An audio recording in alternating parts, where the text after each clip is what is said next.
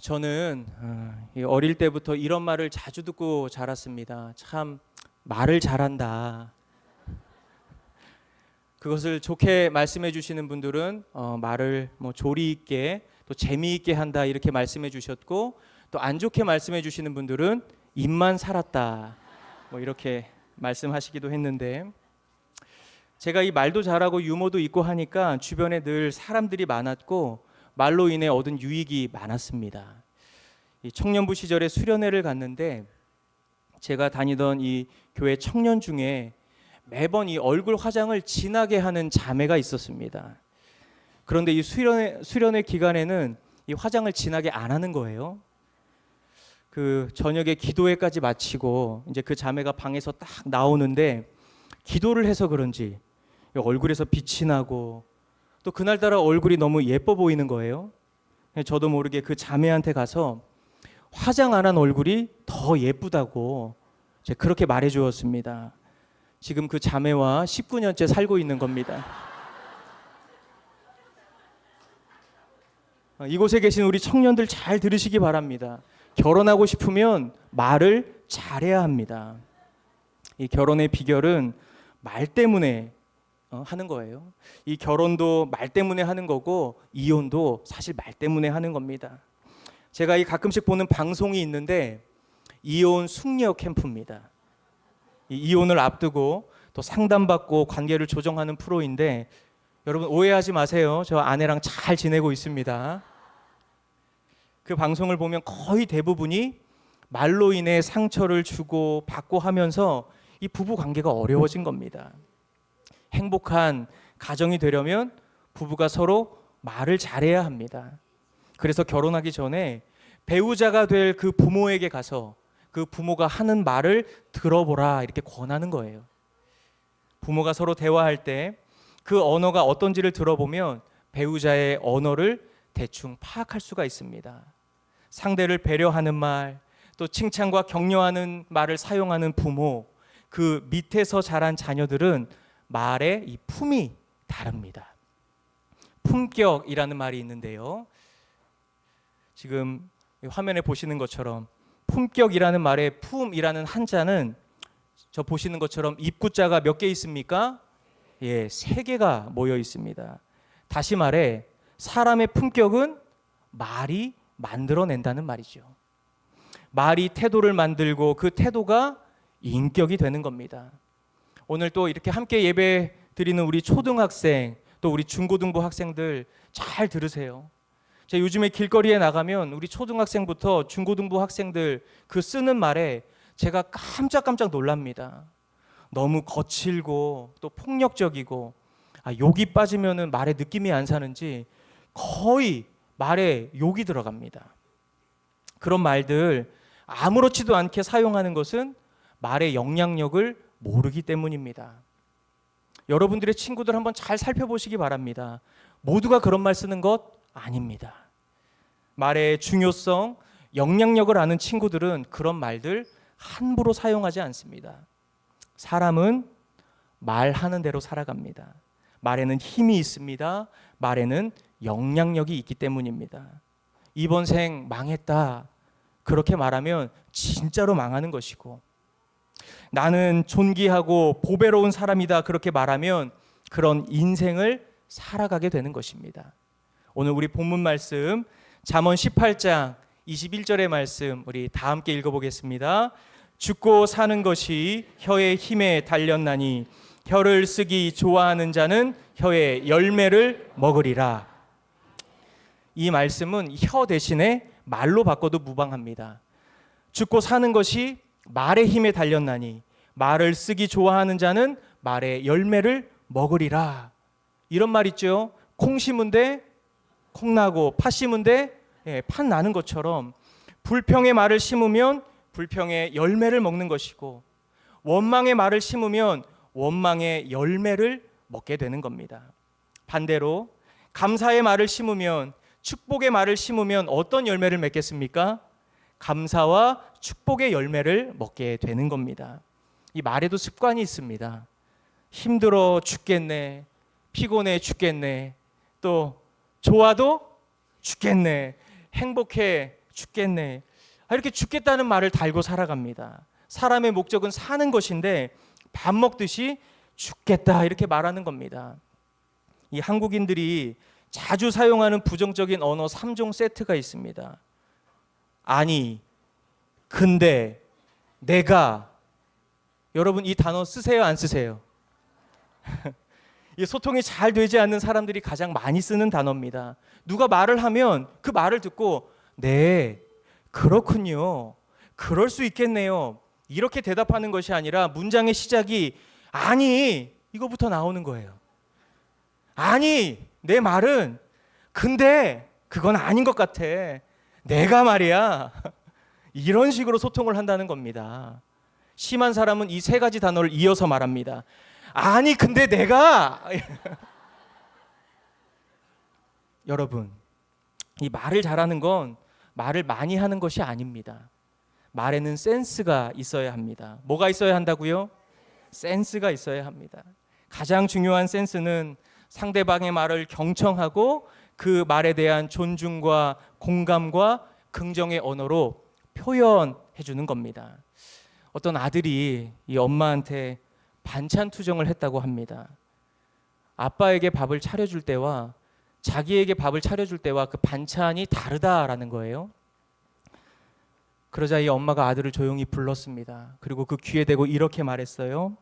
너는 내가 낳은 아들인데 아빠는 데려온 아들이잖아. 그러자 아들이 그 말을 듣고 이해했다는 겁니다. 엄마의 말에 얼마나 센스가 있습니까? 실제로 있었던 이야기인데 프랑스 남부 도시에 위치한 한 카페에서는 손님의 주문 방식에 따라 이 커피 가격을 다르게 받았습니다. 커피라고만 말하면 7유로, 우리나라로 11,000원이 조금 넘습니다.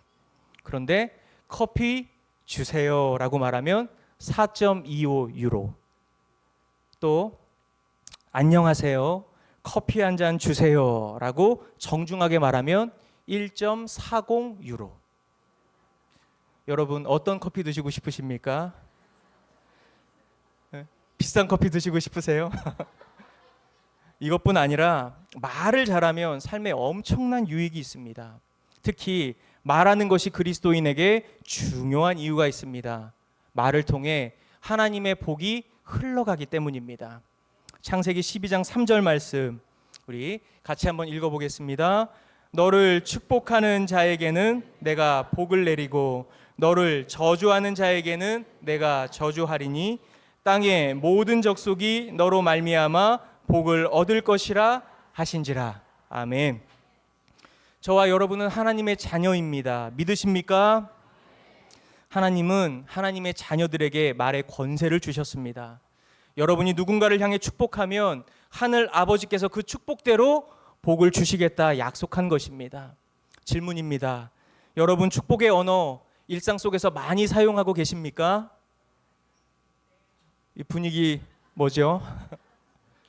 예전에 청년들과 이런 실험을 한 적이 있습니다. 한 4-5명 이 소그룹으로 그룹을 만들어 놓고 자 지금부터 5분을 드릴 테니 축복의 언어로만 대화해 봅시다 이렇게 했어요. 5분 시작 딱 됐습니다. 어떻게 됐을까요? 5분이 뭐예요? 1분도 지나지 않아서 대화가 거의 끝났습니다. 할 말이 없는 거예요. 그런데 카페에서 1시간이고 2시간이고 계속 대화가 이어지는 것 뭡니까?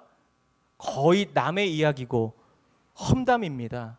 이 인문학적 용어로 뒷담화라고 하죠. 이 교회에서 무슨 문제가 생기면 그 소문이 퍼지는데 하루가 안 걸립니다. 이 교회라는 조직의 이 정보력은 국정원을 저리 가라 할 정도로 정보력이 있죠. 그런데 좋은 일, 아름다운 소문 퍼지는 데는 몇 달이 걸리기도 합니다. 축복의 말, 은혜를 받았다고 결단한다고 해서 하루아침에 물 흐르듯이 나오는 것 아닙니다. 훈련해야 합니다. 매일 조금씩이라도 축복의 말들을 연습하고 실제로 사용해야 합니다. 여러분의 입술을 통해 그 축복의 말이 흘러가기 시작할 때 가정과 교회 또 이웃이 회복되고 살아나는 것입니다. 저에게는 2명의 딸이 있습니다. 이 둘 다 고등학생인데 성도님들이 저에게 이런 질문을 자주 하십니다. 이 딸들과 잘 지내냐고. 그게 왜 궁금하신지 모르겠는데 잘 지내려고 노력하고 있습니다. 그래서 딸들과 잘 지내기 위해 저와 아내가 심사숙고하고 결정한 게 하나 있습니다. 우리 집에 있는 두 딸들은 저의 자녀이기 전에 하나님이 보내신 전도 대상자다. 그렇게 생각하기로 결정한 겁니다. 이 전도와 선교하기 위해 아프리카 오지로도 들어가는데 우리 집에 살고 있는 두 딸 미전도 종족이고 전도 대상자다 이렇게 생각하고 나니까 제 마음이 일단 너무 편한 겁니다. 생각도 달라지고 행동도 달라지고 무엇보다 말이 달라졌습니다. 이 전도 대상자에게 우리 일부러 미소도 짓고 또 친절하게 말하고 또 매너 있게 말하지 않습니까? 저도 자녀들에게 그렇게 하는 겁니다. 최대한 친절하고 매너 있게 말하려고 하고 무엇보다 축복의 말을 해주려고 노력합니다. 제가 아무리 봐도 이 부모가 자녀에게 해주는 말엔 틀린 말이 없습니다. 너무 주옥 같은 말이고 꼭 자녀들이 들어야 하는 말입니다. 그런데 문제는 뭐예요? 그 말을 부모들은 기분 나쁘게 전하는 은사가 있다라는 겁니다. 아무리 좋은 말 부모가 해줘도 기분 상하면 자녀들 그 말 듣지 않습니다. 그저 잔소리로 여길 뿐입니다. 그래서 자녀들에게 해줄 수 있는 최고의 말 무엇입니까? 축복의 말인 것입니다. 누구야? 하나님의 지혜와 능력이 함께하기를 축복한다. 너 잘 될 거야. 엄마 아빠가 매일 기도하고 있어. 너는 보배롭고 존귀한 하나님의 자녀란다. 여러분, 이런 축복의 말을 들으며 자라난 자녀들은 자존감부터가 다릅니다. 자신의 정체성이 분명하기 때문에 고난과 역경이 와도 끝까지 버티고 이겨낼 수 있는 겁니다. 사랑하는 여러분, 여러분과 이때어 살아가는 모든 사람에게 하나님의 복을 흘려보내는 축복의 사람이 되시기를 간절히 소망합니다. 우리 옆 사람 축복하는 마음으로 이렇게 고백하겠습니다. 당신은 축복의 사람입니다.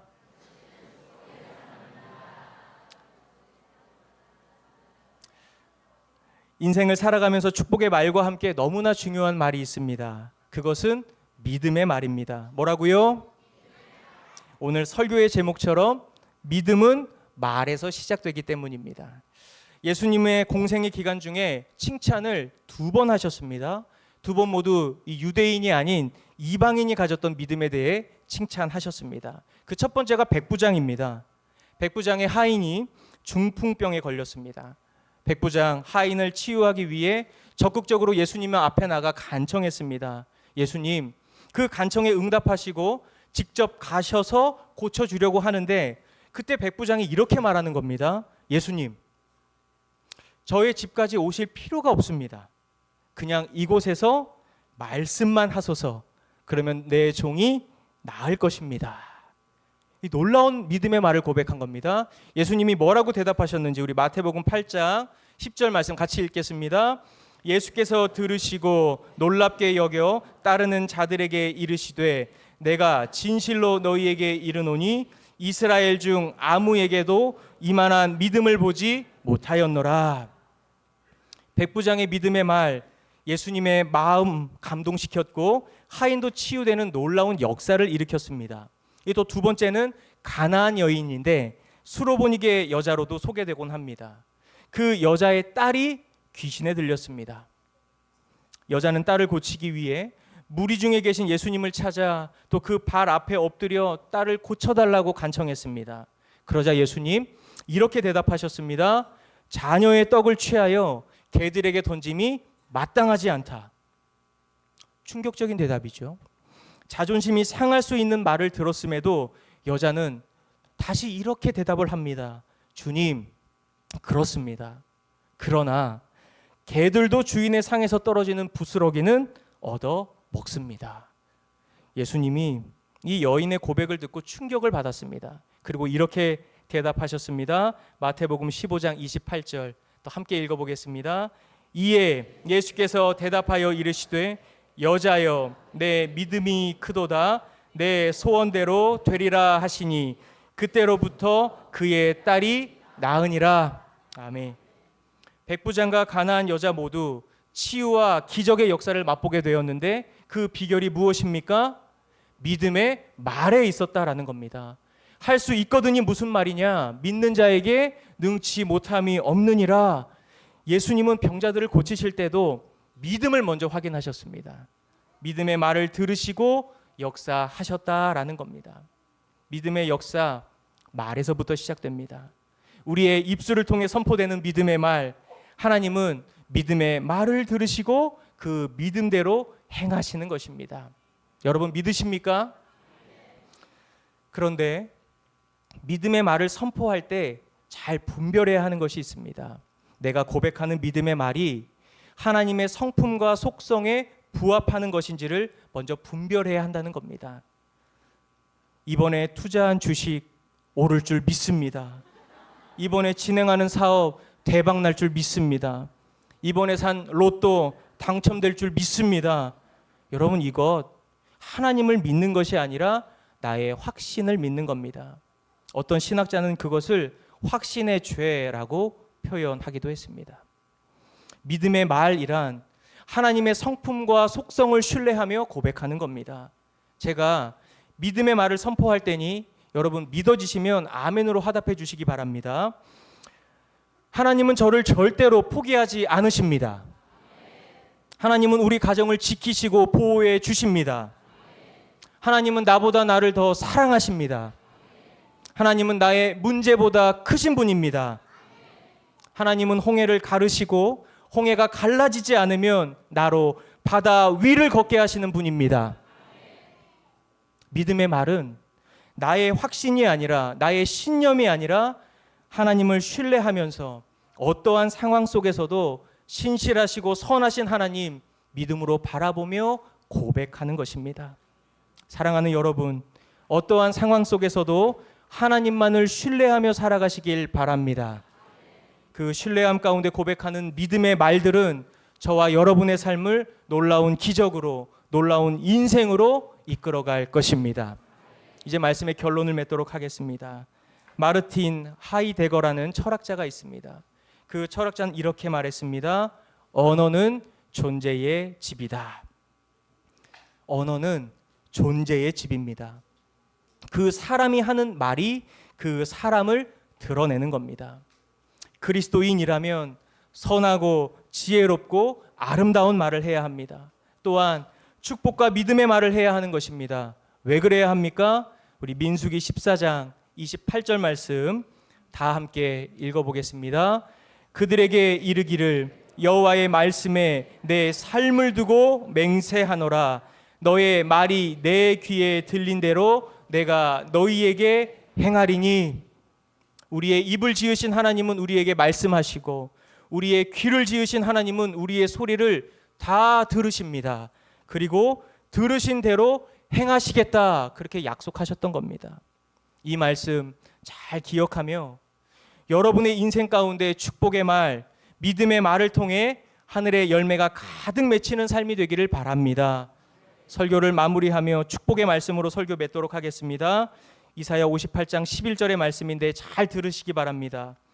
여호와가 너를 항상 인도하여 메마른 곳에서도 내 영혼을 만족하게 하며 내 뼈를 견고하게 하리니 너는 물된 동산 같겠고 물이 끊어지지 아니하는 샘 같을 것이라.